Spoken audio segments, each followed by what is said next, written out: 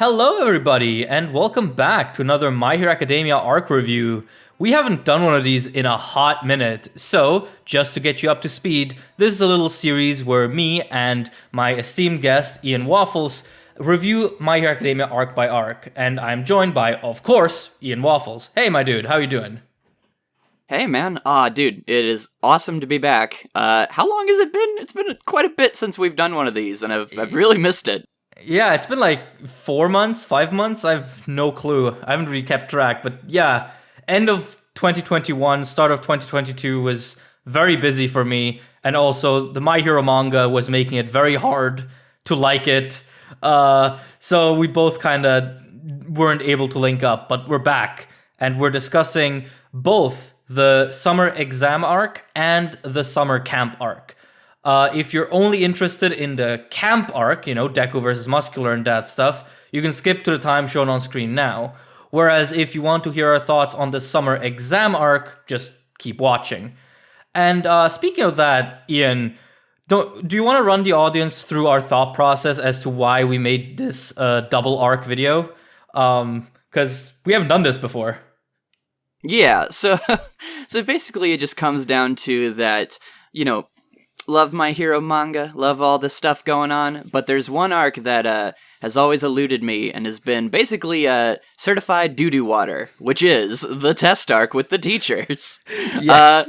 It is very short and very bad. And so we kind of didn't want to have like a downer episode and also like a 10-minute episode. That's not good for the algorithm. So we needed something to talk about. And so as just as well, this kind of arc acts as like a nice middle ground between the Stain arc and the camp arc, like a nice little epilogue and prologue.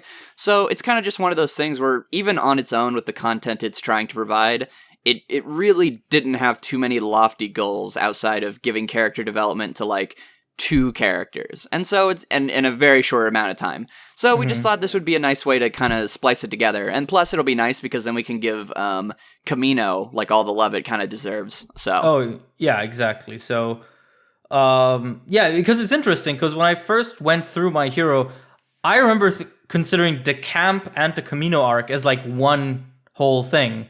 So it's interesting sort of to see that now here we are separating Kamino from the whole deal. But yeah, I think this is overall a very sensible idea, which is why we're doing it.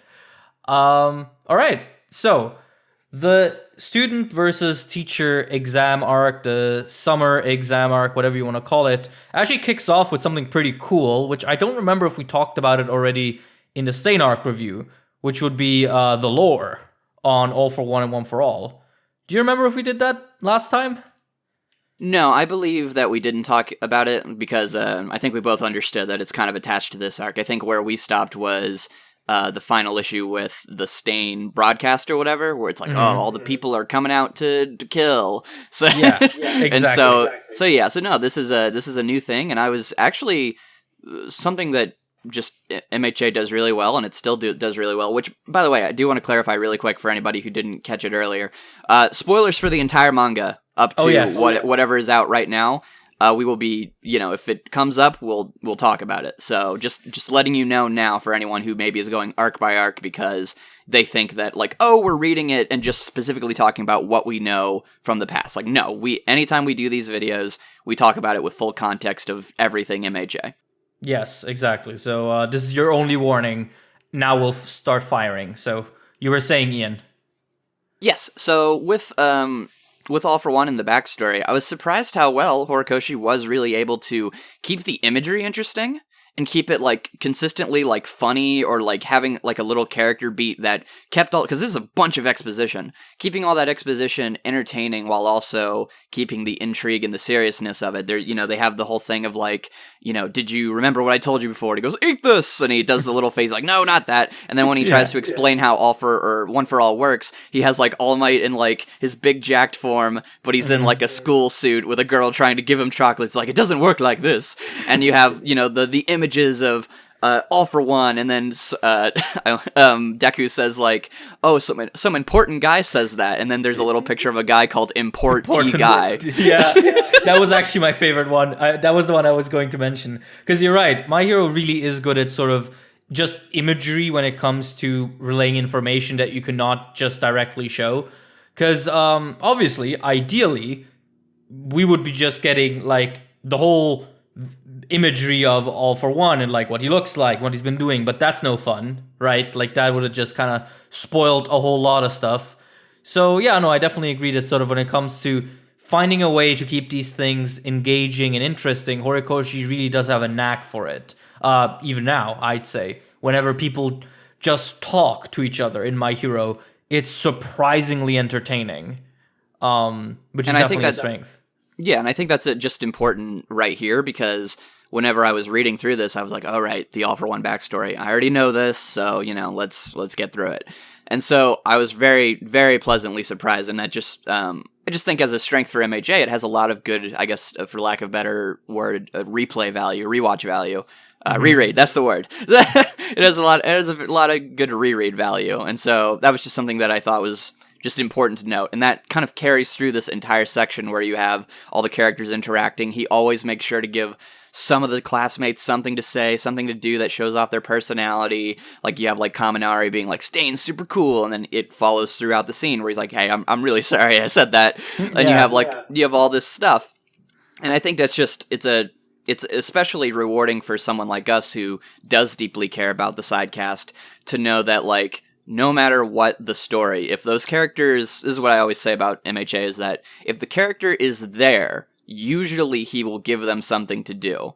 And it's more about, like, to me, the value of a side character's role is that it's not a matter of how much they show up, but when they do show up, do you do something with them that keeps them, like, stuck in my brain? Or is it just something where, oh, hey, there's Bakugo back from his trip. I wish I knew what he was going through. And it's like, no, they gave him a joke, or they, XYZ. So I think that's just something MHA does really well. And going into the test, that was something that kept me consistently entertained. Yeah, no, I definitely agree because I'm currently going through Naruto again with the girlfriend. And one thing I noticed in there is that you have all these side characters that like are present for all the things, but they don't actually do anything besides essentially be part of the reaction shot gallery. Like Sasuke does the ultimate whatever, and then you have 9 faces of the sidecast just going, "Oh my god, did he do that?" And that's kind of, it's kind of worthless. Whereas here in My Hero, by comparison, and I know I'm doing the absolute sacrilege by comparing Naruto to My Hero, but by comparison, all these characters, their reactions and interactions are very formative to sort of what kind of people they are. There's basically no like generic, oh, interesting kind of reaction. All of them say something about themselves by saying something about the stuff that's just happening. Like even Kaminari, like accidentally calling Stain cool in front of Ida follows through on so many personality traits, both from him, from Ida, from Jiro, from the other classmates. And I really think that that's one of those like underrated strengths of My Hero, to like have a cast that is this big and this, disproportionate in how much screen time they get, and still have all of them have like a very distinct personality, even when they're just there to say like 2 lines, right? And I definitely agree with you there that makes this early part of this arc very enjoyable to read, much more than it has any right to be, really, because nothing much happens at the start, just exposition. Yeah, exactly. Yeah. And another small thing for, I don't know if you have any more thoughts on this tiny little section, but one more thing that I really liked is, and it stuck, so I guess real quick I'll establish that Season 2 was the last time that I was strictly anime, and then I started with the manga. So like this is like basically the second time I've ever read this little arc in the manga. Like I think I read it like whenever I was going back through. So just letting you know, like, for example, one of the things that really stood out to me when I was watching it in the anime is the scene where it's like Deku gets back and he has his power-up or whatever, and you would expect, and this is something I really like about Deku, is you would expect for him to then like win the race. And this is a low-stakes race. Like it wouldn't be something to where like it would be unreasonable, or you would look at Horikoshi and be like, wow, Horikoshi, you had Deku win this little race that literally means nothing to show that he's getting better. But no, instead he shows that he gets better and still has him lose. And I think like that's just it's a consistent thing with Deku I've always enjoyed, which is that he has all this power, he has all this potential, and he just sucks. Just plain sucks. And that's just like, and it's like, what, just get good, I guess. That's his failing. He's just not good yet. But it makes him really relatable to where, like, you actually feel like All Might was like, whoa, you did like 3 flips and didn't kill yourself? That was pretty dope, bro. Do that again. So I really appreciate that aspect of Deku, and it was something that stuck out to me when I originally saw it in the anime, where I was like, no, this is a power system for at least Deku, at least at this point in the story, that I really love, because it takes it inch by inch. And while a lot of people, clearly that was kind of a deterrent for them, it's something that I think makes Deku just wonderfully enjoyable, and it kind of will carry into his how he performs in the camp arc. So, yeah, no, I think that's actually a very good assessment of it all, because like early on, Deku's development really is like it's small victories in the truest sense of the word. Like the victories are not even victories of like a race or any like event. They're really just, as you said, inch by inch victories, learning how to use his body, how to use his ability more. And yeah, I think it's something that makes him fairly endearing. Obviously, again, as you said, it's definitely a bit of a deterrent to people who need their main characters to progress at a faster rate, or who want maybe, you know, more celebratory moments. Because Deku's progress is very rarely directly celebratory. It's often, oh my god, I did it! Oh shit, here are 10 more things I need to master, right?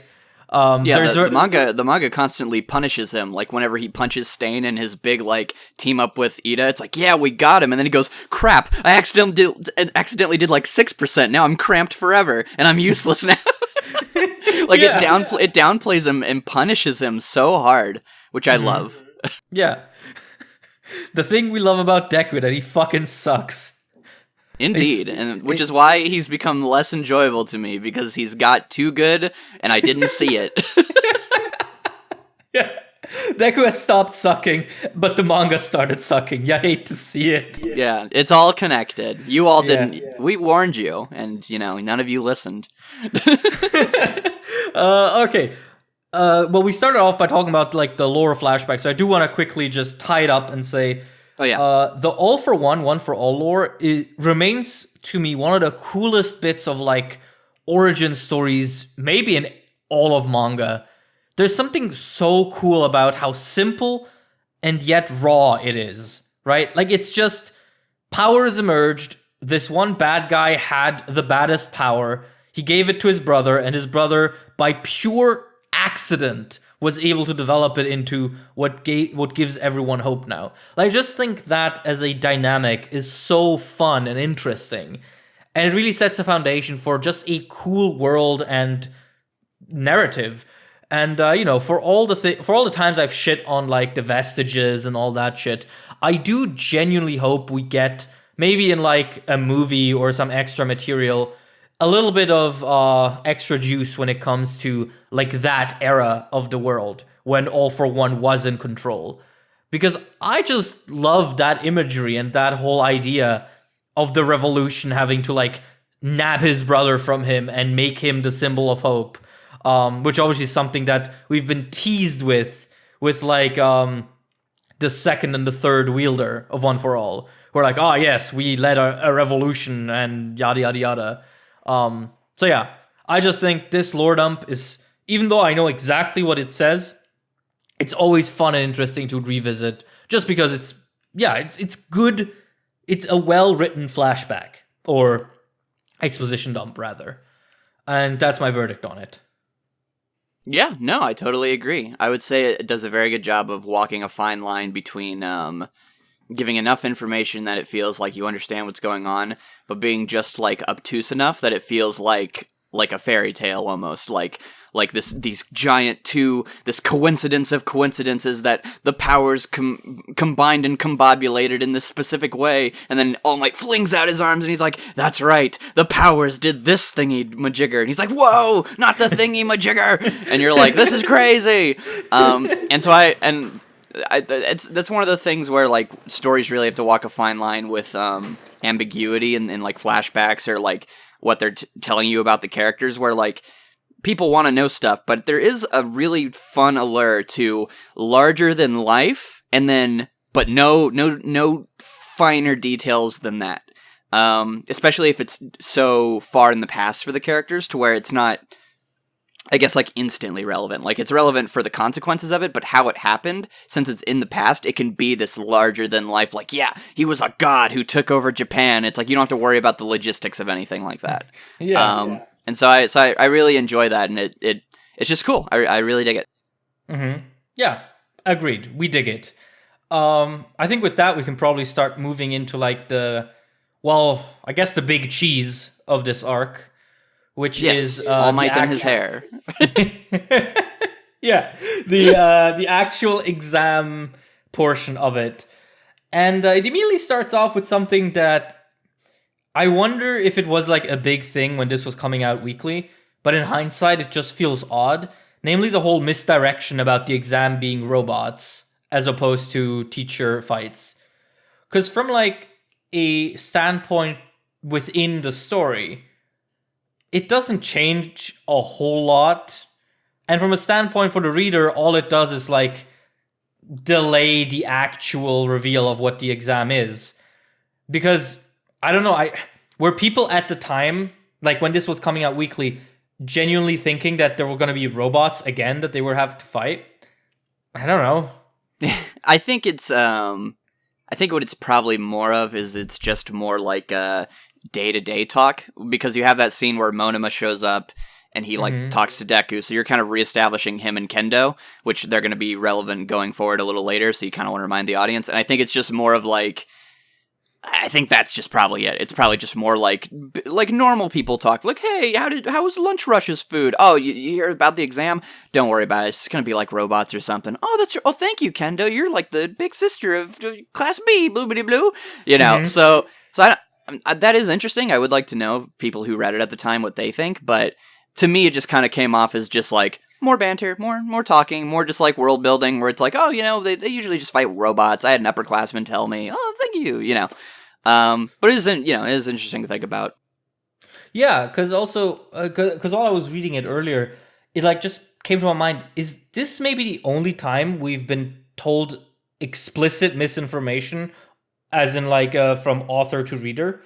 Because Hori has been, for the most part, fairly consistent in if he says that something is gonna happen eventually, it happens, right?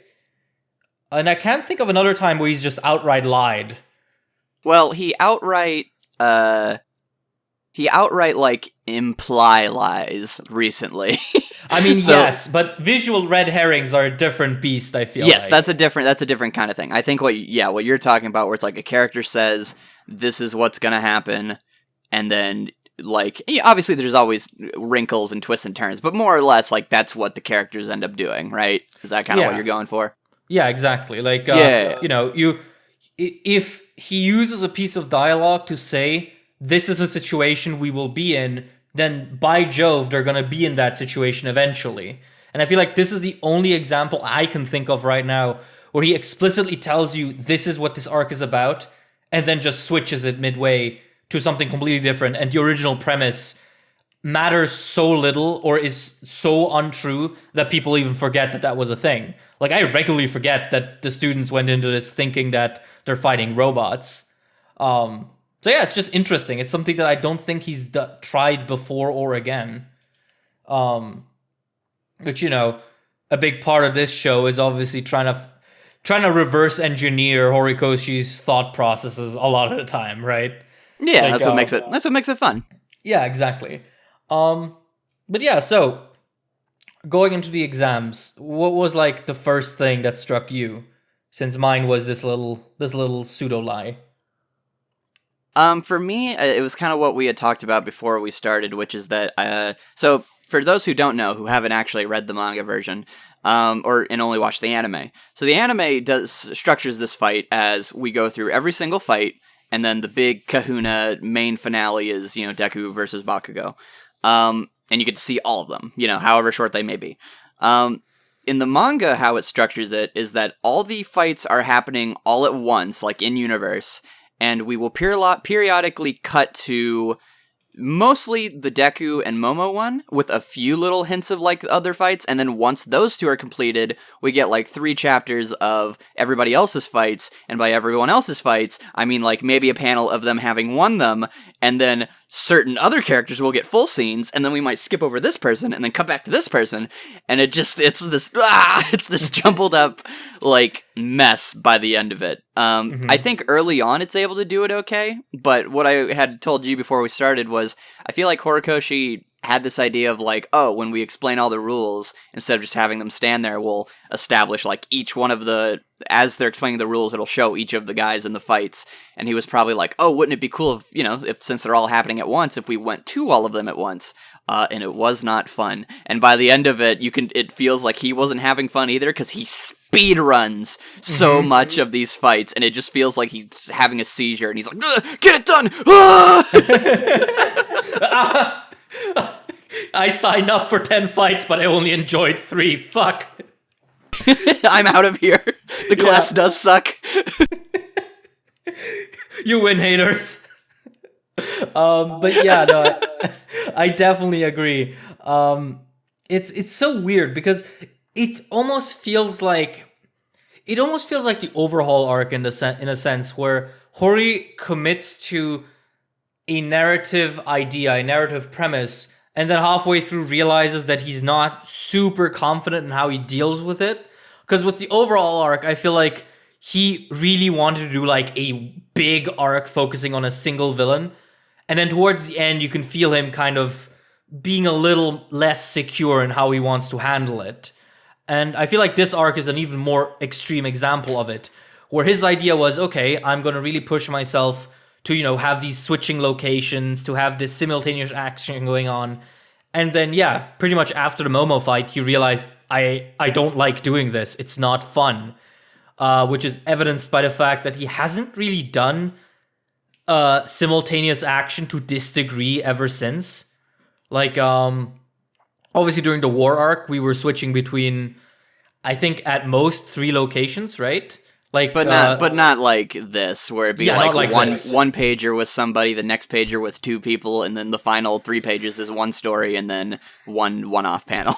Yeah, exactly. Like in the war arc, it was very much like you would get a chapter focusing on Hawks versus Dabi, and then you get a chapter focusing on Shigaraki's position, and then one on like the larger villa, sort of outside of it.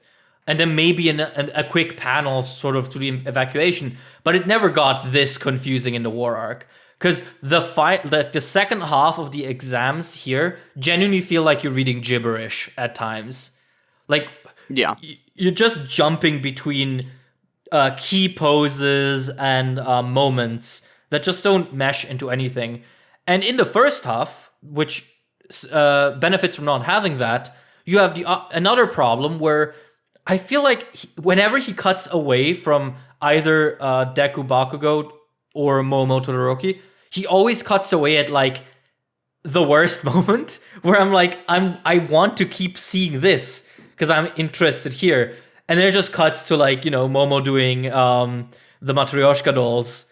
And it's just like, why? And I get that, cutting between locations, cutting between fights is a fairly standard thing to do in shonen. But especially when you compare it to the anime, the manga version just comes out looking very rough by comparison. Like, it just doesn't flow as well. Yeah. Well, and I mean, that's the thing with this this arc is that like what do you even talk about other than just the Momo fight and the Bakugo fight? Because all the other fights are just they're nothing burgers. So yeah. So like I feel like we should just jump to Bakugo and Momo. Yeah. Okay. So, which one do you want to talk about first? Momoroki or Debakugo? We can do Momoroki just because that's the kind of the one that finishes first. Yeah. It's a fun fight. Like, in hindsight, a lot of this is just difficult to be too excited about because one of the big things that I had with early My Hero, whenever it did something like this arc with Momo, where it takes a side character and sort of props them up, was my head was just went spinning with, oh my god, they're gonna be so cool in the future. And while we are in the future, and Momo is fine, right? Like she's more like she's kind of like mostly cool. Like it's more like she appears and like because he has a clear thing with her. Like he has this arc, and then he has the or he started in the sports festival, then he has this, then he has her to be really helpful during the camp arc and kind of be integral to kind of the getting certain items where they need to go and making quick decisions in that case. And then you have I think there's a little bit in provisional license is filler in the anime, but then you have joint training where she kind of backslides a little bit, and then you have her what's kind of I would assume is mostly her grand finale, which is her leading everybody to beat Gigantomachia. And if you take that into account and like where it goes, it's like Momo, you did come a ways, but it doesn't feel necessarily like you said, it's like. What you would more want is like you would want her to have an even greater moment, and maybe she gets that in the finale.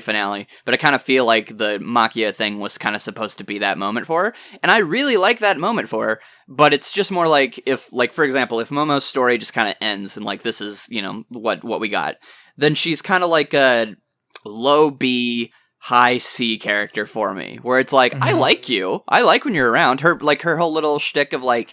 Being excited to help everybody study and how bubbly and kind she is. And like just her general personality is very pleasant.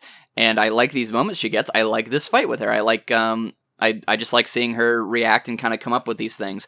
But the payoff for it, at least as far as we know, it's just more like, okay, so I guess she wasn't gonna be as big as I thought she was gonna be. But at least this did go somewhere and it was enjoyable. So, I'm kind of in the middle.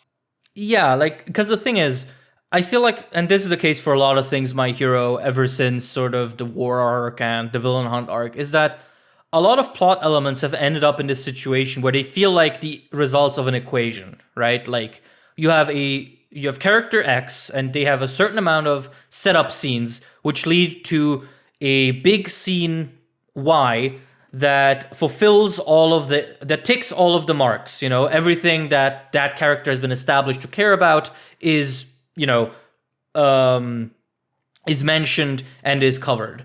And the thing is, right, like, on a pure basis of, are these things established and are they followed up on? Yes, Momo's story definitely does that, and it's good for it. Like, it's not, her narrative doesn't, like, suck or anything. I like her, and I like sort of the way that she's gone.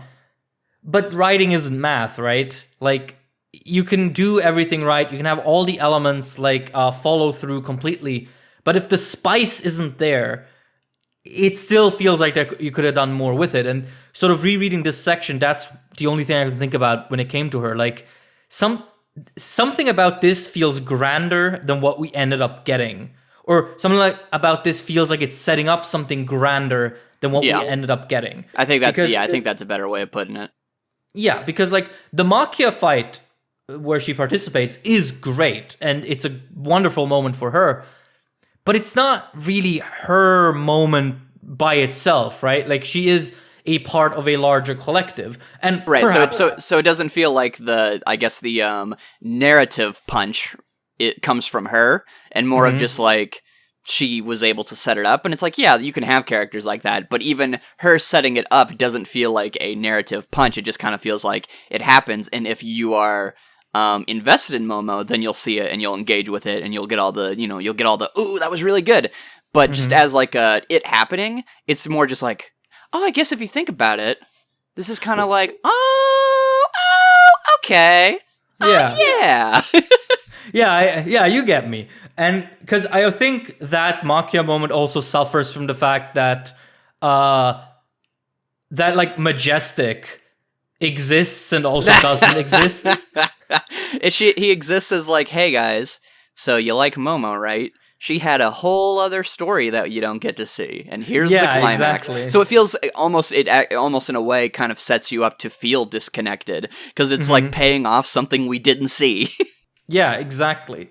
And I mean, we've talked a lot about sort of the war arc now by accident, but I think all of that has its roots here because early My Hero is great at tricking you into thinking that any one character could become, an Ida, right? And I think this fight kind of does that for Momo, where she gets so much focus and so much sort of, just stuff to her character, to her, insecurities, and you can chart how she has felt throughout the school year and stuff like that.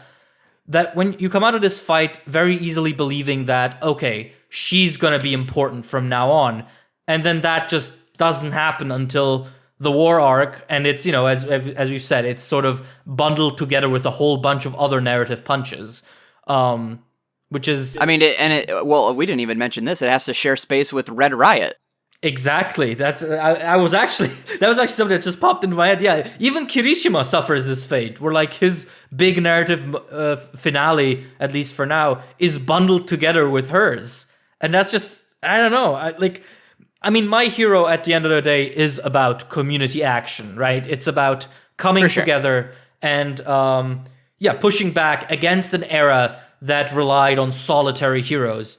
So you could probably see this as a symptom of that, but it just doesn't hit the same, it just feels like less than what it could have been, ideally. Right, and I think... you can finish. No, I was just gonna say, and I think that's a shame. Like, that was literally the last thing.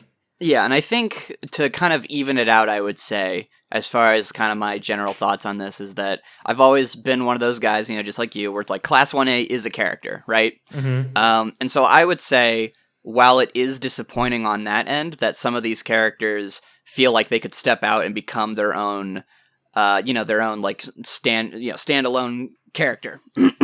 I do think it still works in the favor of MHA as a whole with Class 1A, to where if I look at those moments as a Class 1A moment, it's very strong, and that does come across instantly, right? Mm-hmm. So I would say that, like, Horikoshi chose, and he chose what he wanted, and he had his give and take, and I would say that overall what he was probably going for, he did get. It's just unfortunate that in this kind of early stage, you can establish those expectations, and then you get a little disappointed when it's just like, oh, that was good, but I was kind of hoping for more. But I still think that writing wise and like what Horikoshi was going for, I feel like he has accomplished, at least in this area of like the class being this unit and making that feel important. I think he has nailed that, and consistently delivered on that.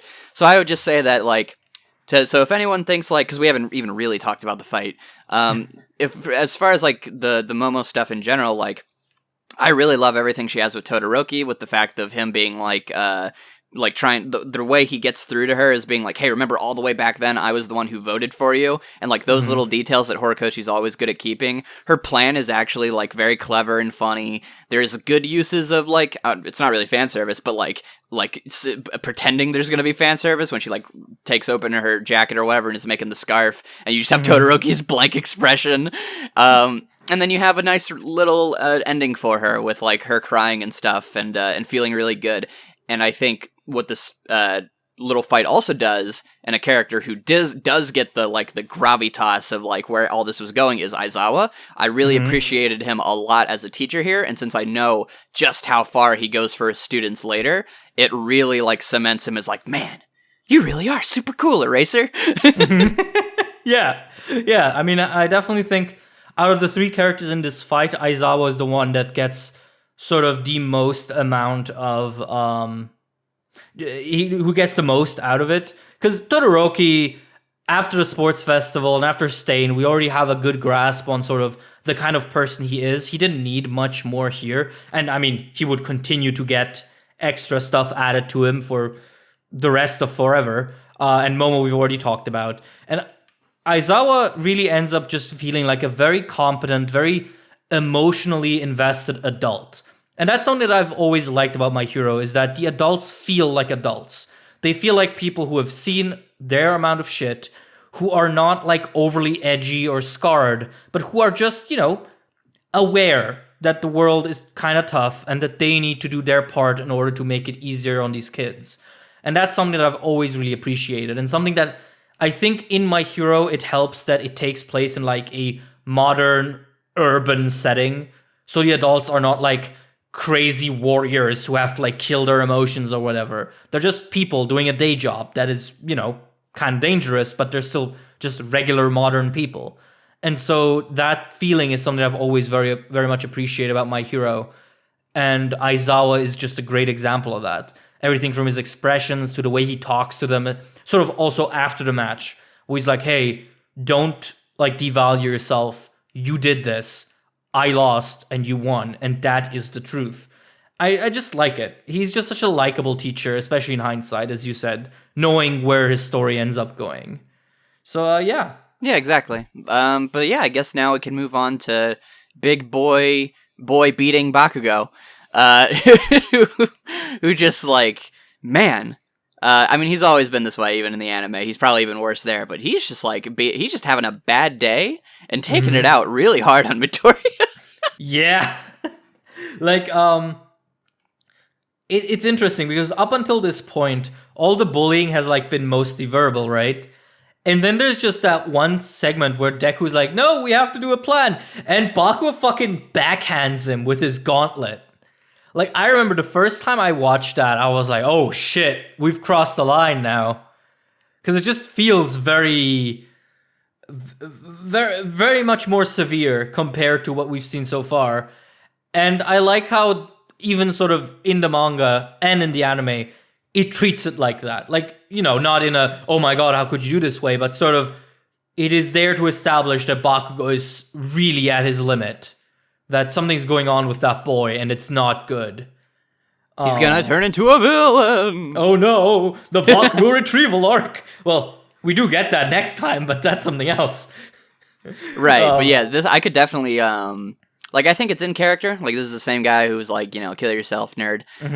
But, like, I do wonder if, like, this was also kind of a part of Horikoshi, you know, kind of trying to establish that, that bait and switch. Because it is portrayed that way in the story as, like, yeah, would Bakugo do this? And you have that scene where whenever he's talking to Shigaraki, like, it kind of keeps him silent. So it's like, oh, what's he thinking of? And it's only, like, it doesn't, so I wonder if this is also a part of that. But, yeah, Bakugo throughout this fight, like, again, I think it's really just on the manga, because I really just kind of didn't connect to his, like, epiphany of, like, whoa, you know what? I didn't think about this before. All Might's kind of really strong. Because in the manga, it just goes way too fast, and, like, the moment where he's like, shut up, and he, like, blows up All Might is, like, on the same page where he, like, says that, or he's like, oh, you know, All Might's super duper strong, and then he just does it, knocks him off, and he's like, ugh, and then you don't get the cracking sound effects for whenever he's hurting himself, so it's really hard to gauge the pain.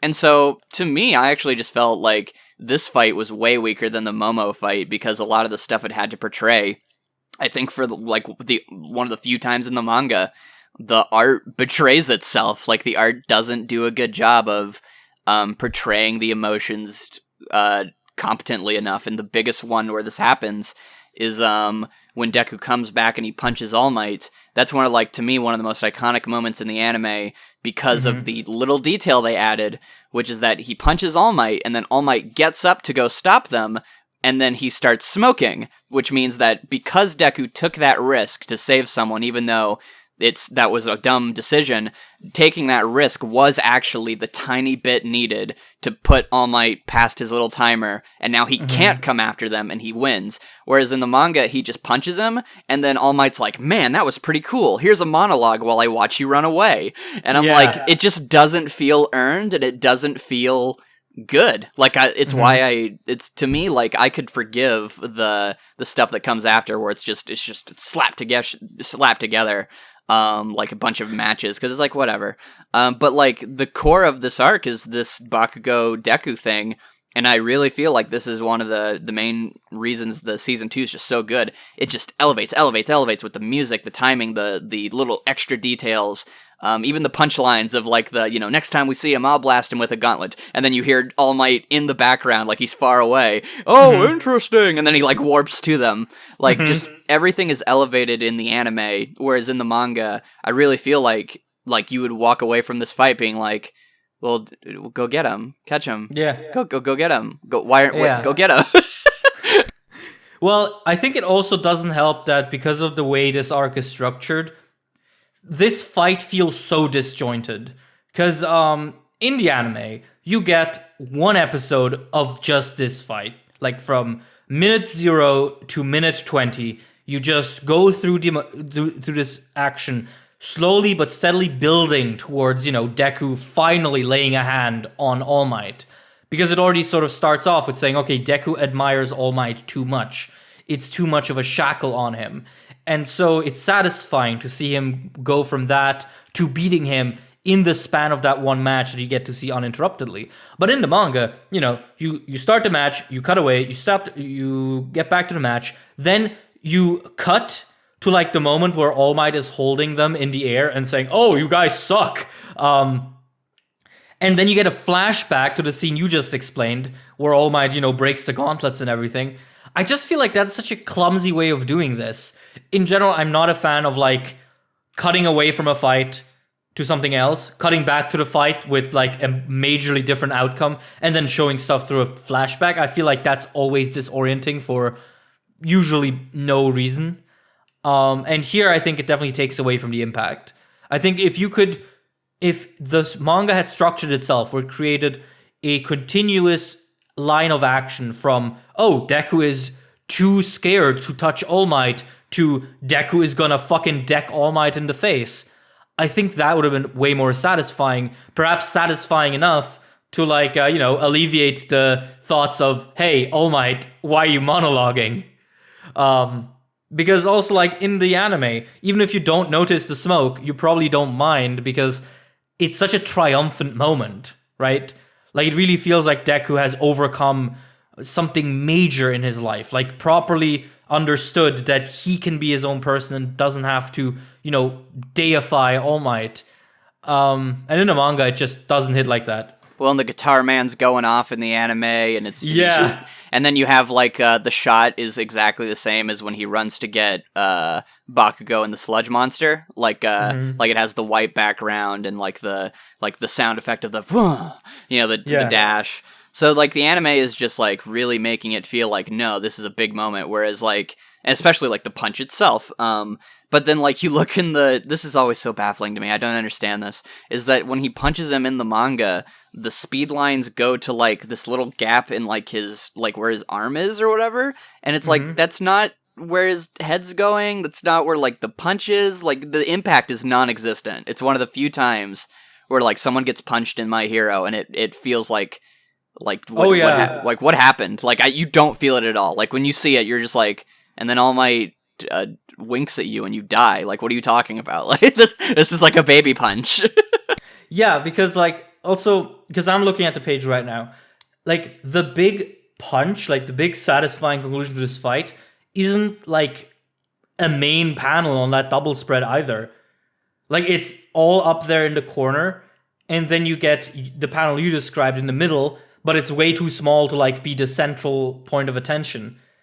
And yeah, it's just so weird. Like just looking at it, it almost feels like he like lightly shoves him, and All Might like just stumbles a little.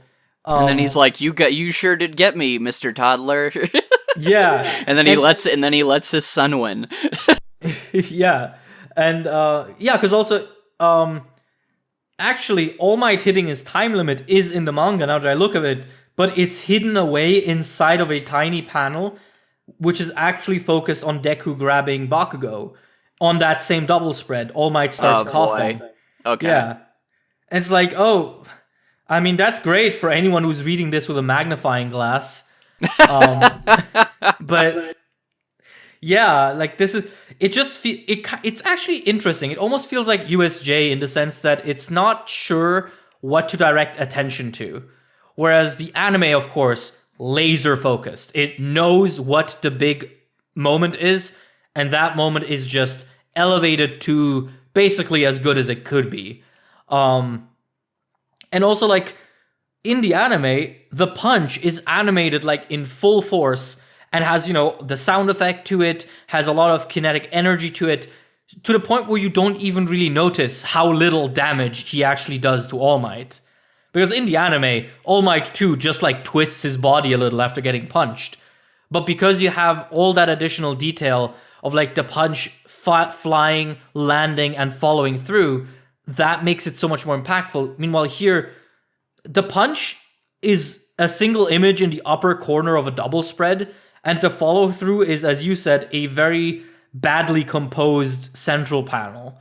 It's just not executed very well. Which is a huge shame, of course, because this is sort of the big moment of the arc that you're supposed to remember. And I constantly forget it. And if I do remember it, it's the anime version, not the manga version. So, womp womp. Womp womp. And then, Horikoshi, in his infinite wisdom, he was like, well, what should the climax be? And he's like, I know, the boy who always wants to climax. And he ends it on Mineta. And that's the end of this arc, is Mineta, his big victory moment. I'm like, no, I think I'm done reading for tonight. Yeah. I mean, God, the fact that out of all the, like, secondary matches, it's Mineta's that gets the full treatment. I mean, Hori has said that, he likes Mineta. Good for you, bro. Good for you. Well, and while we're here, I guess I can get it out of the way, because I've always wanted to talk about this, so I don't have to talk about Mineta, like, ever again. Which is the idea of, like, Horikoshi clearly knows that the joke is supposed to be that he's a horrible pervert, and everyone knows this and calls him out, and then he gets punished.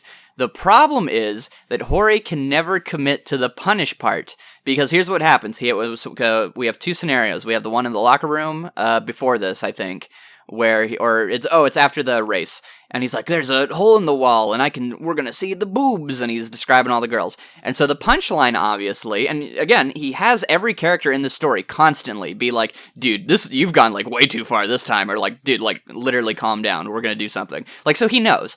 That's the joke. So then the punchline for that moment is Jiro shoots her little earphone jack into his eye, and it looks really like oh, that would hurt, and it's funny.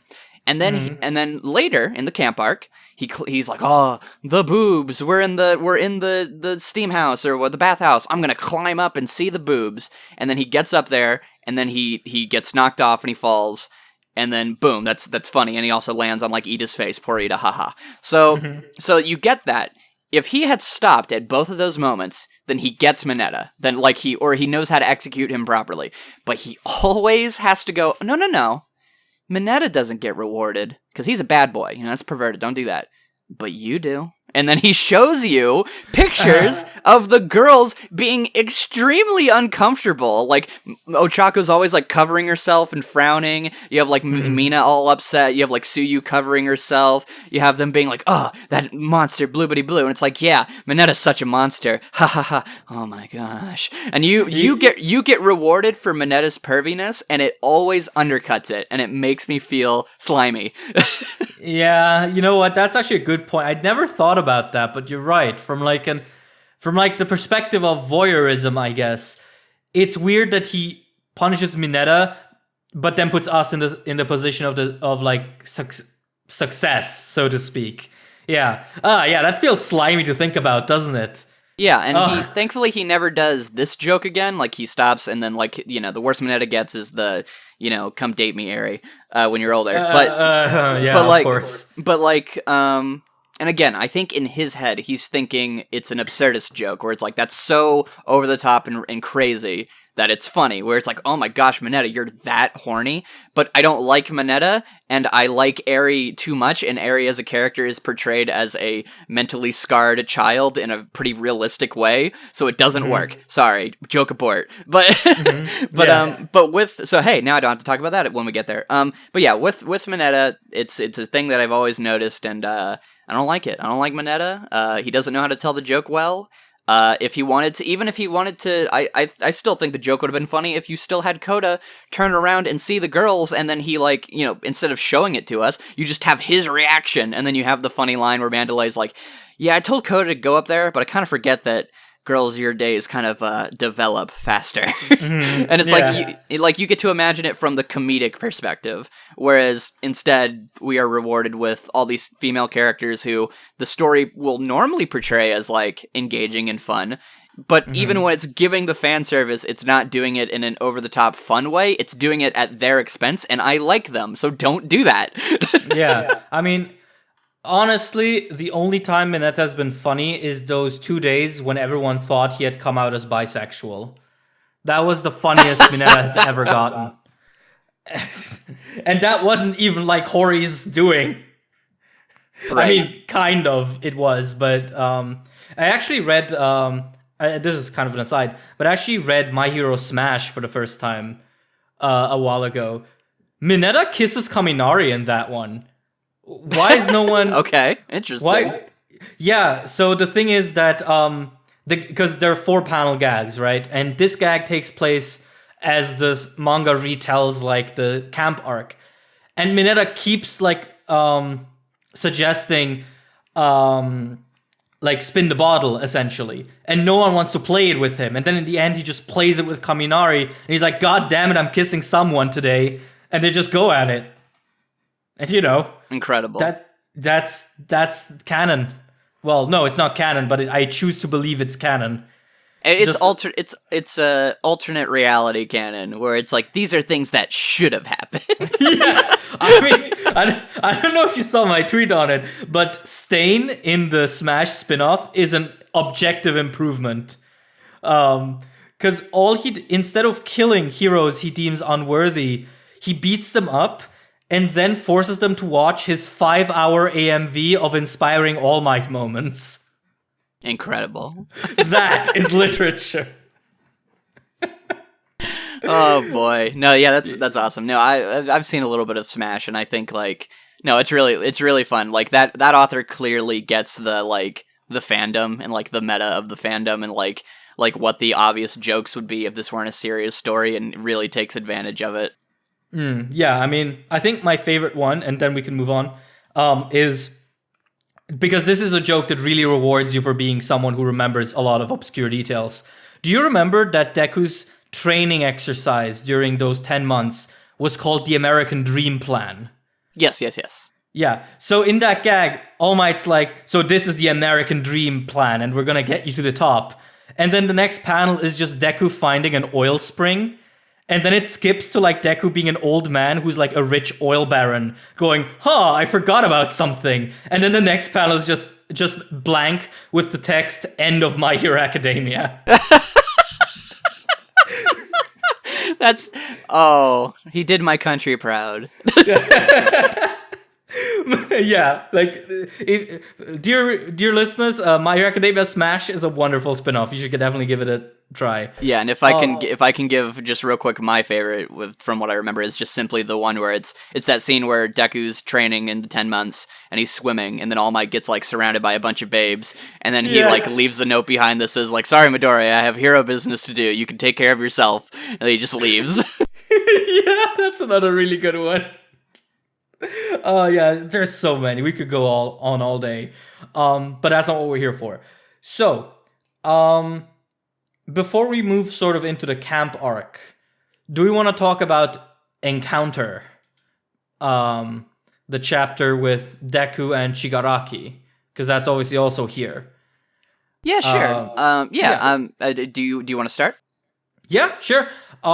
Well, I mean, I feel like we have talked extensively about Shigaraki and sort of his development, but what I do like about this moment is how it rips you out of your comfort immediately. Because, you know, after Stain, the summer exam arc is very much sort of a, hey, relax, no villains here, haha, kind of arc. And you really kind of do get into it. Despite how many issues I have with the summer exam arc, I did very much forget that this was a story with villains in it. I was just sort of, watching these characters fight, for better or for worse. And I like how just utterly Shigaraki's presence rips that from you.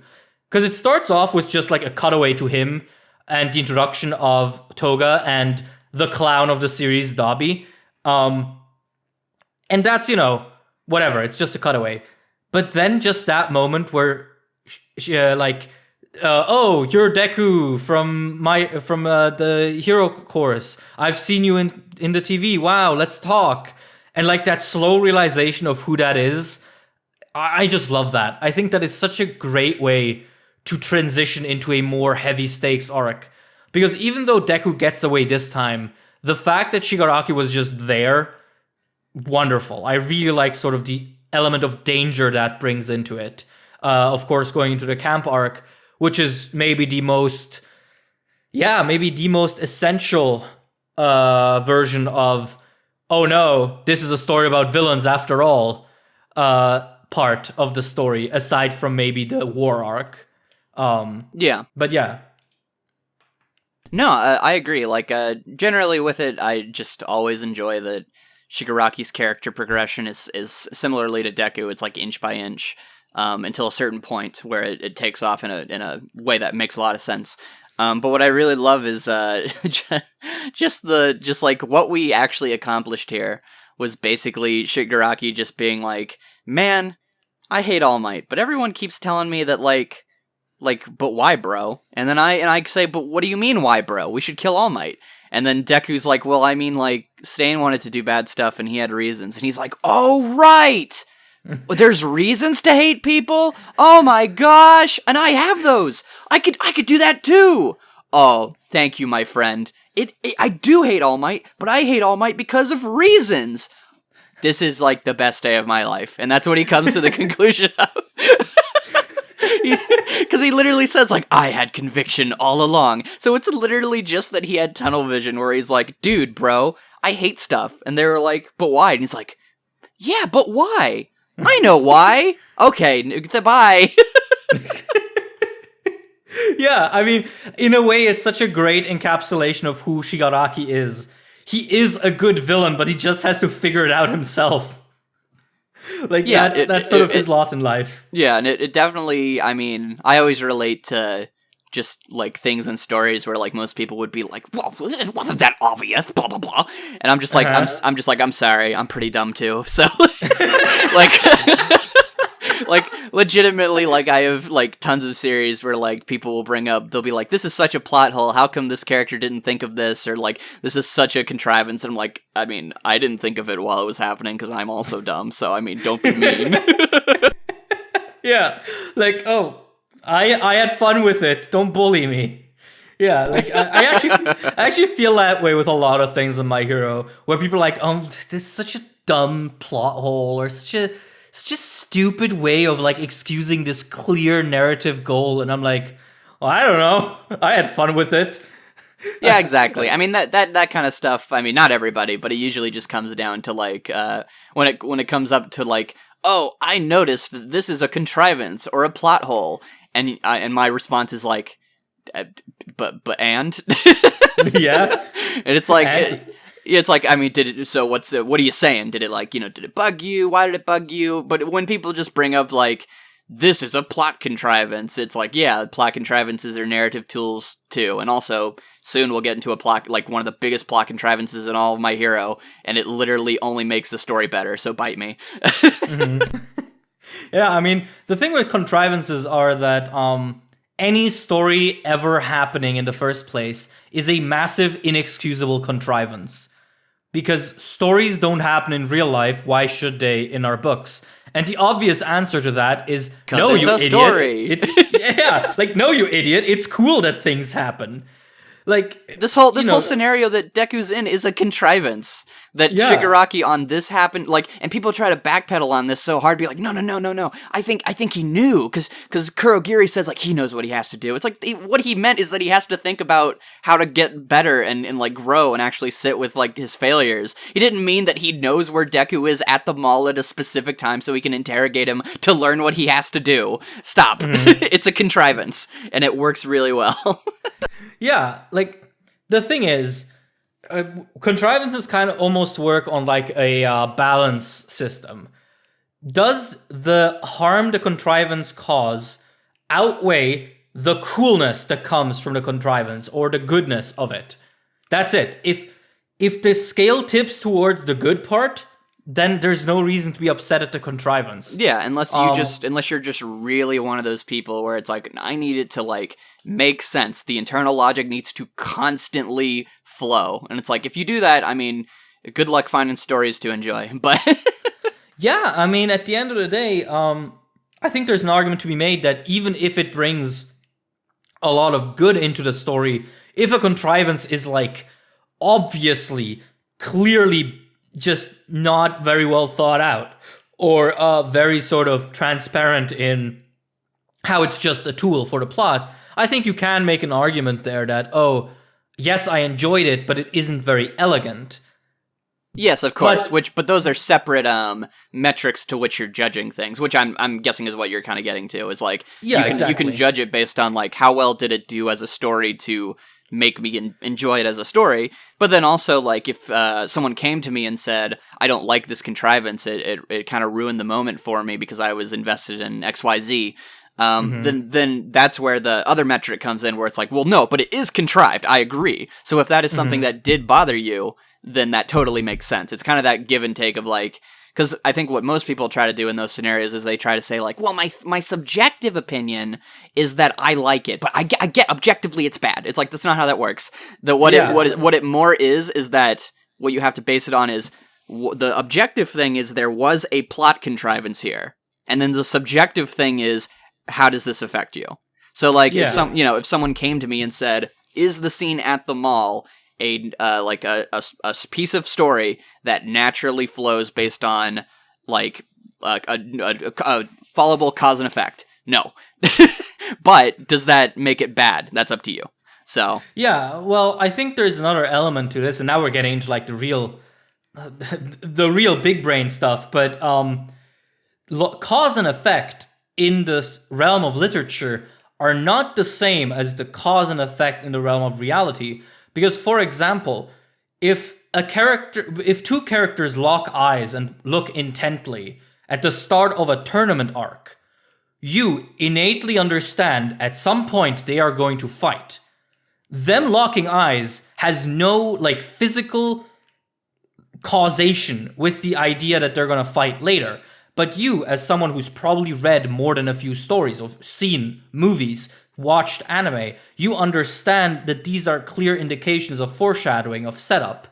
And that is in of itself a chain of cause and effect that I think a lot of people just neglect because everyone is so focused on, does this stack up to reality?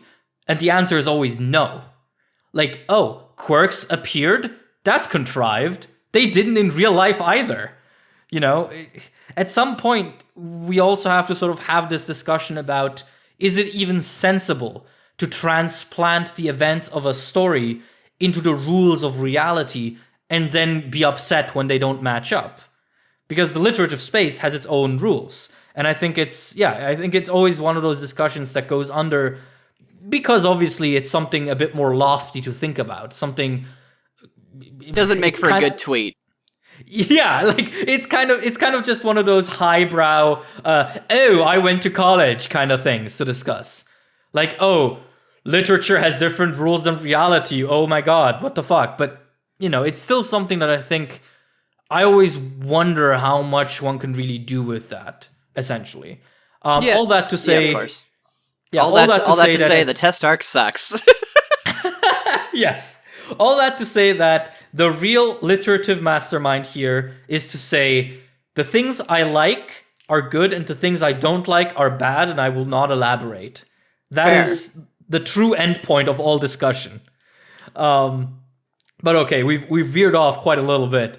Yeah, but that was good. That was enjoyable. Absolutely. So the mall scene is good. I like what it does for everyone involved.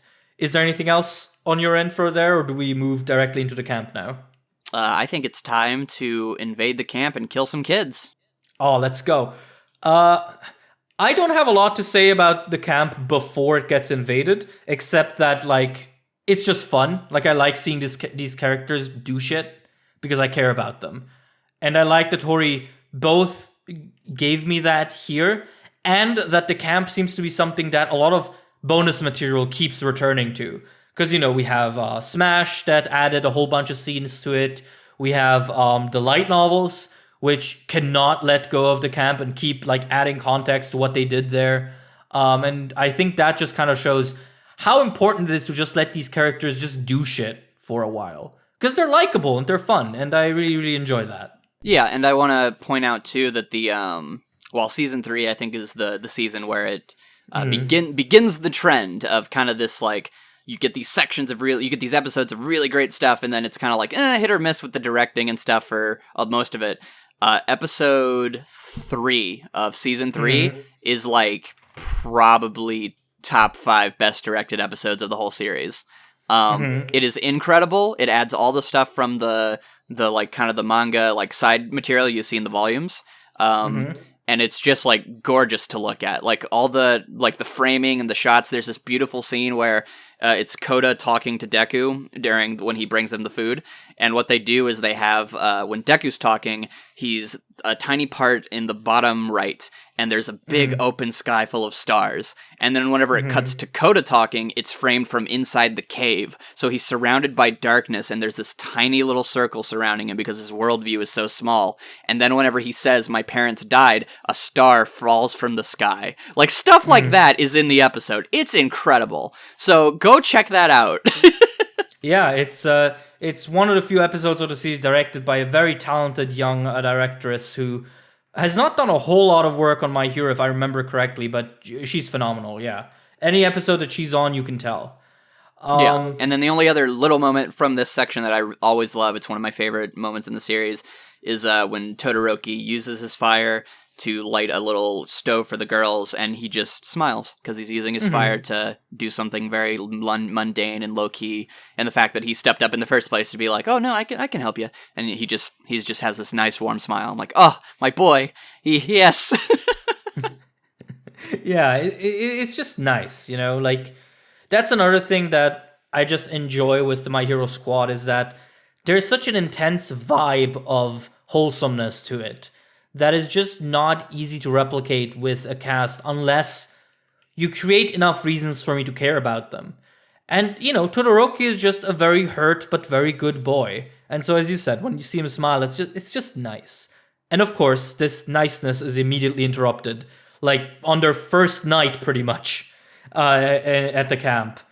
Where, of course, the Action Vanguard Squad, full of the League of Villains.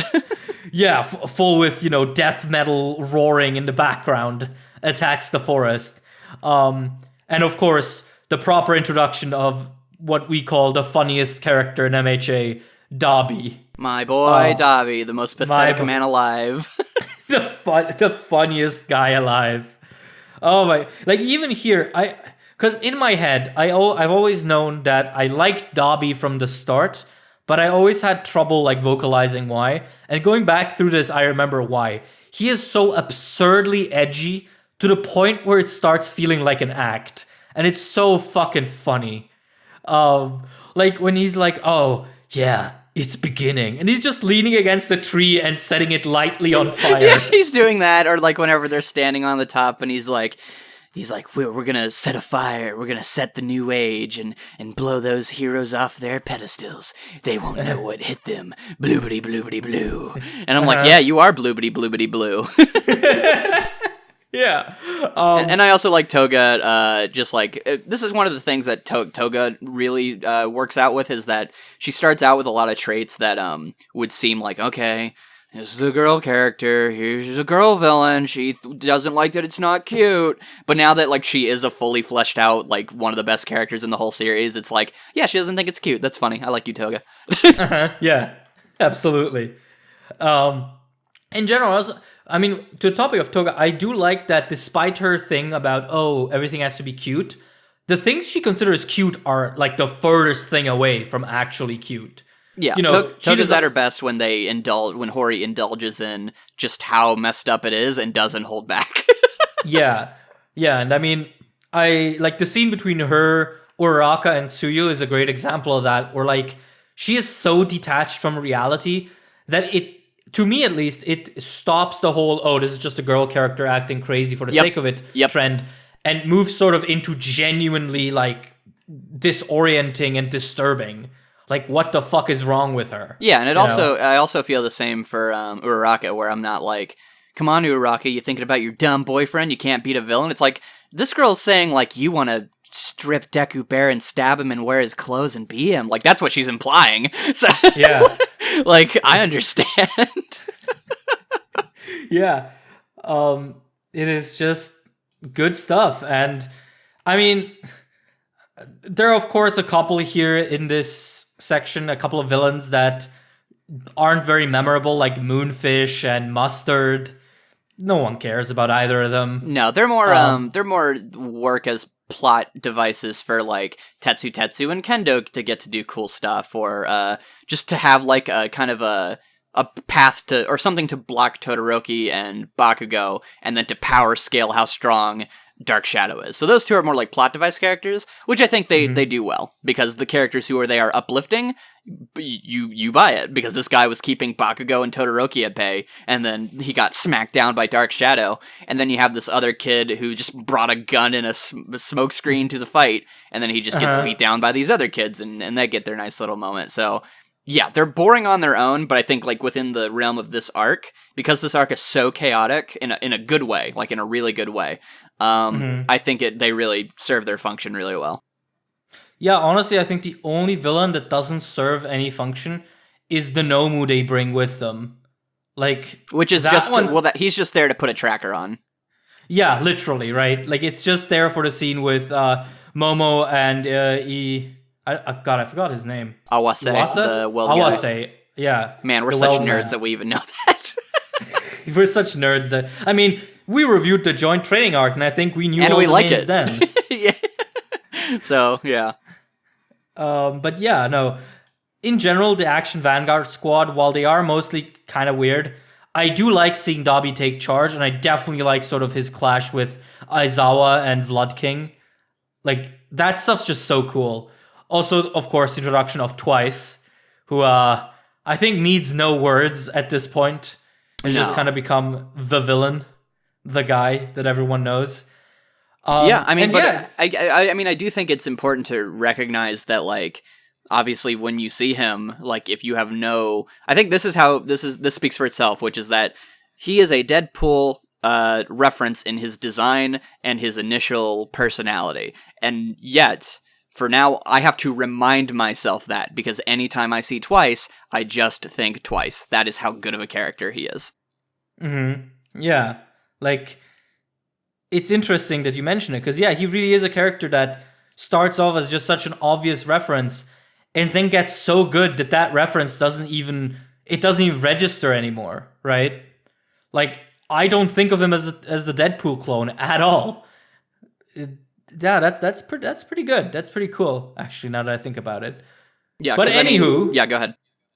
We also get the introduction of the best character in My Hero Academia, Spinner! Your boy! I'll let you talk about him. Oh, the thing with Spinner is that it started off as a joke, but honest to God, he's growing on me every time he appears in the manga, and seeing him back here as just this stupid Stain cosplayer, it's so endearing by comparison. Like, it's so weird. For a character who's not had the spotlight ever, he has really grown, and you can tell he has, and that's so weird. Of course, that's in the manga, not in the anime, where they cut out, 90% of the stuff that actually characterized him. Oh, because Studio Bones just hates him for some reason. But hey, what can I say? In the manga, Spinner fucking rocks. And I like his stupid sword. Yeah, and I love that, well, the thing with Spinner, what always appealed to me, and I'm glad that eventually, you came around on it too, is the idea of him just being just a guy who looks like a lizard man. And I remember just for years, reading in things like, no, Spinner, he's got to have something, right? He wouldn't just be on the league and be a guy. Maybe he can turn into a Godzilla monster, or he can reach out. I'm like, guys, don't ruin Spinner. Why do you want him to be bad? Yeah. The appeal is that he's just a guy hanging around demigods. Yeah, that's the thing about Spinner is it almost feels like he was supposed to be a fodder villain, and then he just stuck around. Because he really feels like just a guy way in over his head, who just so happened to get involved with the wrongest crowd imaginable. And here he is, the leader of the revolution now in the current manga. God, I love him so much. Yeah, I love that, and I love that his stupid sword was a byproduct of, because, his name's Spinner, so, people thought, okay, maybe he can, spin and sew things together. His sword makes no sense. It's just there to be ridiculous. But, with powers involved, that can be confusing. And I love that, Hori said, his editor looked at him and said, I'm not drawing this. And so he had Deku break it in the next issue. Yeah. It's just fun stuff. This entire like arc, despite it being a very serious and high stakes situation, it's cool to to see all these different characters take charge again.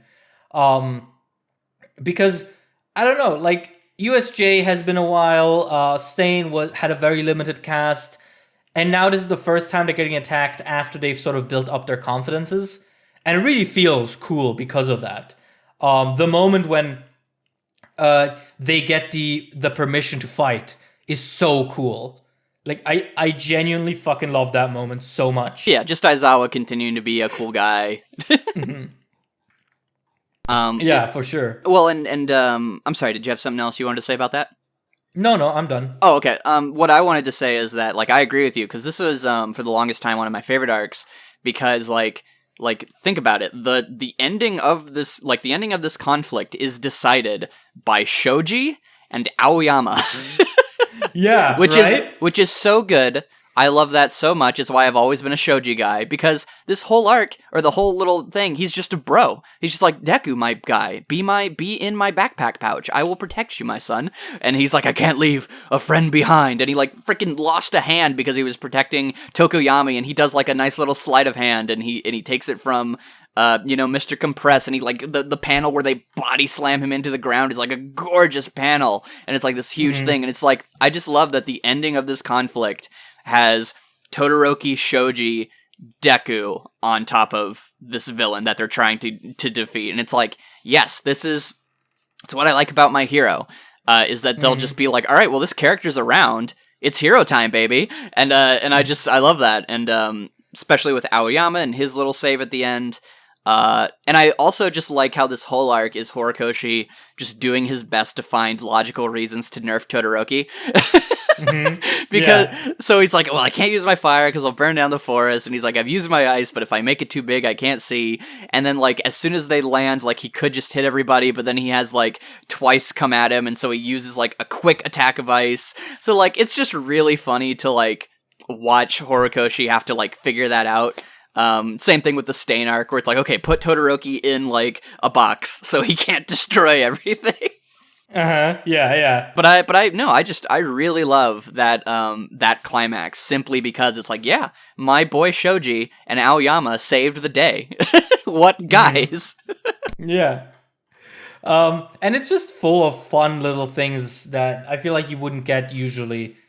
One of my favorite little moments is, and it goes back to my boy Spinner, is when he's fighting the Pussycats, and what's the Mandalay. one with the Mandalay?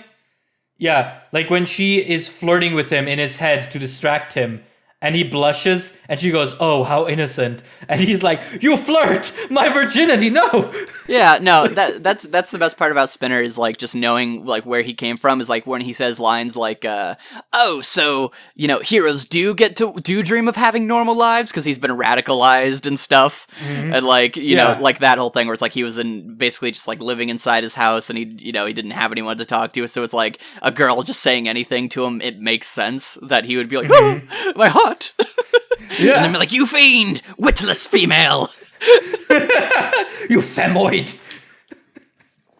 Yeah, no, it really is just an arc full of fun stuff, but of course, I think the funnest stuff in the arc obviously happens in the big event, which is the local Venom reference.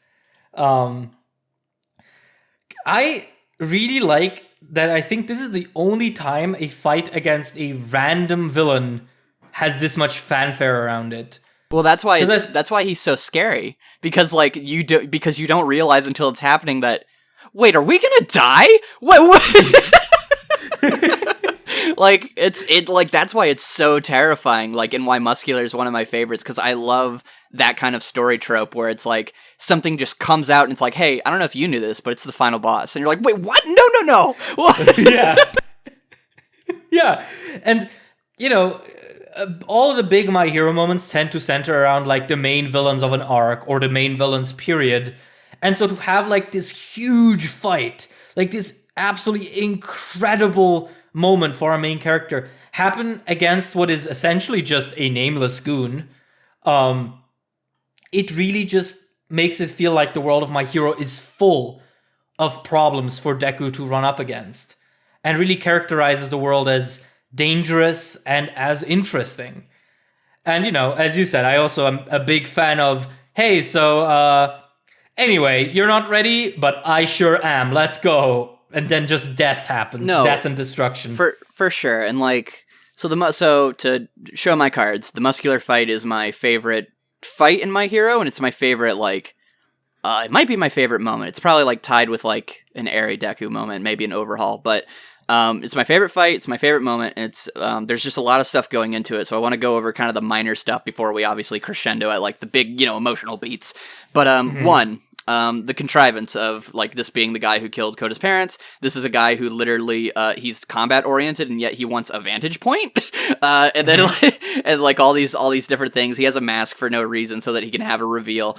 All these are contrivances. And yet, all they do is serve to make the story better, because what they do is they allow for Deku to have something to talk about. They allow for Koda to have something to talk about. They allow for an immediate contextualization of what's going on with Deku. It allows for the person who we're fighting, if he is just going to be a goon, for there to be weight behind it because he's killed people before. And finally, it doesn't solve the problem established in the arc. The problem established in the arc is that Koda does not believe in heroes. He thinks his parents left him behind, that it's a horrible thing. His goal is, or his whole heart, is not going to be healed because he wants vengeance for his parents. So Deku defeating the guy who is Koda's parents' killer means nothing to resolving the story. What does that is that Deku was willing to sacrifice himself for this kid he doesn't know, just like his parents were willing to do for someone. That could happen with anybody. So it just being the guy who killed Koda's parents is just giving more tension, more weight, more density, more things to keep it engaging on a moment to moment, but it doesn't resolve the conflict. And that's why it's like, to me, it's like one of the best contrivances I've seen, because it's so inoffensive. It only adds. Yeah, I think that's actually a very good summation of it. It's like, it's very unlikely that it would happen like this, but the fact that it does happen like this, it just makes everything better. It just makes everything more interesting. Yeah, while not taking you out of the things that you would be invested in resolving through effort, if that makes sense. Yeah, for sure. And, I feel like it's one of those things where if you notice it and then consciously think about it years later, yeah, okay, it's a contrivance, but in the moment, it's so hard to notice because this fight just beats you down with other things to worry about. Like, and the art's gorgeous. The art's gorgeous, yeah, and I don't think... Have we gotten another fight like this lately where, like, Deku is this much out of his league? Like, this really feels completely hopeless. I don't feel framing-wise it ever gets this... I don't think it ever gets worse than this. Which is another reason why it's so beautiful. Because, I guess, to get into it, like, sorry, did you have anything else you wanted to add? No, I'm good. You go on, my guy. Yeah. So the reason this is my favorite moment is just simply the idea of, like, you have Deku, breaking both of his arms, and it's like this hopeless scenario. And the moment that kind of sets up the waterworks, as far as like every time I read it, is the moment where it's like Deku hits the ground and he starts muttering to himself, his scared mutter, and he's like thinking of ways that he could get away and resolve the situation. And then there's a voice in his head, which is his scared side, or his even like his fight or flight, that's like, no, run, fight. Don't you can't do this, blah blah blah. And there's like this panel of it's all black and you just see his eye and it just says the mutter around it. And the part that really sells it is the part where he's like, no, don't think, remember Izuku, this is where you came from. And he looks so scared, like so scared. Horikoshi just does such an amazing job of really selling the fear in Deku that he feels hopeless, and you still also buy that he's hopeless because you know how his smashes work. Like he used the win button. He used it twice, and it didn't work. It didn't work. And so what do? And so what makes it so just amazing is he catches muscular, and the idea is I'm just gonna die. Like that's what we're doing now. Is I'm going to not one step forward. You run, kid. And the idea is that he's under the weight, and he thinks back to All Might saying a true hero can always find a way to win. And yet, what does Deku think? Mom, please forgive me. All Might, please save me. I can't do this. Like, this is it. Like, All Might, please, All Might, All Might. And he gets crushed. But in Deku's head, the reason he can't do that is because he's fighting for himself at that moment. He told Kota to run because Deku's thing is that he sucks. He can't fight for himself. He can't win for things that, like, for his own well-being because he is a self-sacrificing maniac. And so the reason it just hits so hard is when the reason he can win, the reason he gets his big power-up or whatever, his big plus ultra moment, 1,000,000%, the reason that happens is because that stupid kid refused to run. Guess I gotta get up, because as he says, as if I would let you kill him, which Deku doesn't get, like, cool one-liners, and even this doesn't come across as anything revolutionary or like, oh, that was a zinger, and that's why it's so good. It's so simple and straightforward, because that's what Deku's character is he sucks, he's bad at fighting, he can't accomplish really anything for himself, and even when he has to accomplish things forever, it's at the destruction of himself, but he will do it, because he will not let you kill that kid. And that's what makes the 1,000,000% smash hit. I never was, like, confused because I just thought, well, 100% breaks his arm so that his whole body should explode and he should die. He says the next issue that the attack wasn't as strong as it was supposed to be. The impact it leaves is not something that looks like 1,000,000%. I understand why people got confused by it. It just never affected me, so I never had that dissonance. But... And I really like that the clever way he wins, it's kind of, you have to really focus on it. It's I would say a critique of it, which is that you kind of need to be the magnifying glass wielder. But he does, and you need to pay attention to the what his attacks mean, because at this point you might not care what Delaware Smash means compared to a Detroit Smash. But he has his hand in the fibers, and he does a Delaware Smash, and so he opens his hand, and you see the fibers split apart, and then he is able to punch through it. The anime does a better job of expressing this, but... Even then, I love that in this moment, his cleverness is still what helps him win. And that in this moment where it's like, if you compare this to the All Might fight, where All Might stands triumphant and he puts his arm in the air, and that fight later will be a mirror of this fight, where you have a person who needs protected, All Might destroys his arm to the point where it turns black and blue. He uses it again in a clever way, and then, but whereas All Might stands triumphant, Deku can only stand with his arms to his side, screaming out as this kid just says that this is my hero. This is the person I'm looking up to.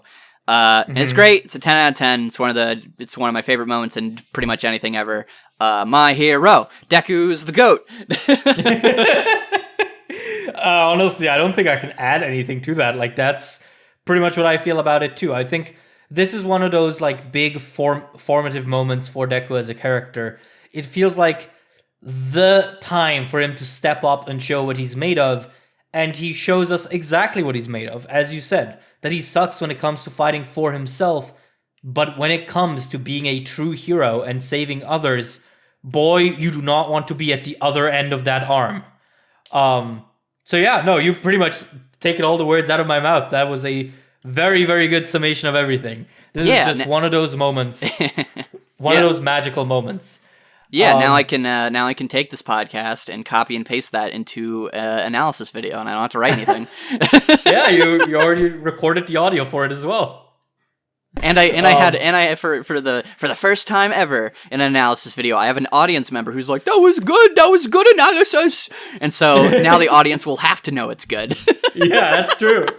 My only addition is that when rereading it, one thing I noticed is in that final, like, picture where Deku is, like, standing and screaming, his hand looks so fucked up. Yeah, Hori backtracks hard on the damage to his hand because, oh my gosh. Yeah, like, he has, like, 7 additional joints in his index finger after this fight. Like, what the hell? But yeah, that's my very non-analytical addition. No, that's fine. Yeah, I noticed that too, and it's always, like, the anime definitely was like, let's draw it with some extra bones. Yeah. But yeah, no, I'm trying to think. I mean, there's the Toga moment, we talked about that. Tokoyami being a beast is really cool. He's a character who I think has lived up to, like, the potential that Horikoshi has set, which is just give him cool moments every time we see him. Fair enough. It's all I need. Yeah. Yeah. I guess the last thing we can sort of talk about is the fact that this arc ends in a loss for our heroes, and the fact that this is the first arc where they unambiguously just fail at everything they wanted to do.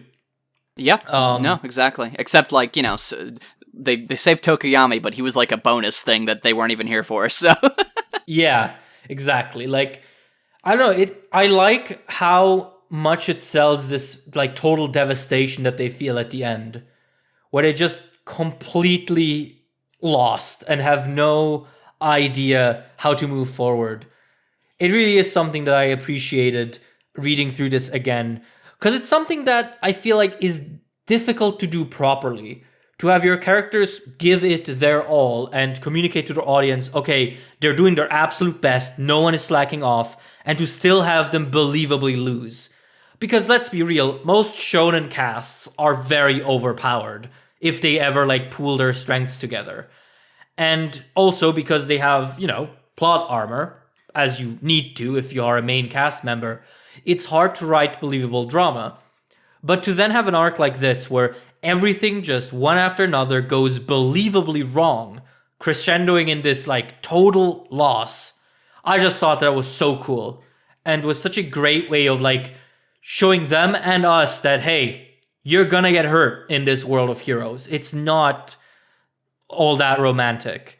And I feel like that's what the camp arc in general is sort of trying to communicate. This idea of this is not just a binary Saturday morning Superman cartoon. Like, shit gets violent, shit gets sad, and shit gets very, very unfortunate. Which My Hero doesn't follow up on all that much, sort of in the grand scheme of things. But nonetheless, I appreciate this, like, showing of it. well, and it at the very least, like in this scenario with Eri, and then I think that's mostly, and then I guess with sort of the consequences for Pro Hero arc, and My Villain, it's more of just like even if things pan out later, like the moment to moment pain gets resolved in a way to where it's like when things get like super better later, it doesn't feel like unrewarding. Like, like when we get Bakugo back, or when we save Eri, or whenever, Endeavor comes out okay, those feel earned because we see, I think Horikoshi does a good enough job of showing just how much pain we're all in. Whereas, not to go back to, to go back to the war arc, in those scenarios, we were really messed up, but then like the healing process was glossed over, so then it retroactively made it feel like, oh, I guess we weren't too bad off. I guess he wasn't a donut. Whereas here we're gonna have a whole arc trying to get Bakugo back. We're gonna have repercussions that are long lasting. We have all these kids bloody and beaten, and we dwell on it. We have internal conflict with the class coming up. So yeah, I really just think that, again, we were talking about this before, but going back and reading this arc specifically, it just felt like so different from reading what the manga is like now, where it just won't breathe. And if it will breathe, it's like almost trying to like be off topic, like, be like, okay, let's like talk about anything else. Like with the bath, with like whereas like this, it you actually feel it's called pathos, where it's like actually like dwelling and having that emotion resonate rather than kind of like, just kind of, rather than sort of like, okay, lull, All Might's outside the window and we're good. Shut up. I feel that. Yeah, exactly. So, yeah, man, not to break your brain, but we talked about the test arc for an hour and this one only for 35 minutes. So. Damn, well, I guess with the test arc, there were more interesting things to talk about in the sense of why it's bad. Whereas with the camp arc, you show it to someone and it's fairly obvious why it's good. I guess that's sort of the dissonance there. Well, but, and it also, it's very straightforward as to what it's accomplishing, which is just chaos, character moments. And the character moments are very self-explanatory. And also I had, I guess, my Deku essay written in my brain, so it wasn't too hard to, like, dissect. Yeah. Yeah, exactly. But yeah, in that case, do we have any closing thoughts, sort of, on this arc? I guess overall, if we're doing ratings, which we've been doing, so the test arc, I would give a 4 out of 10, which means it's below average, not going back to that anytime soon.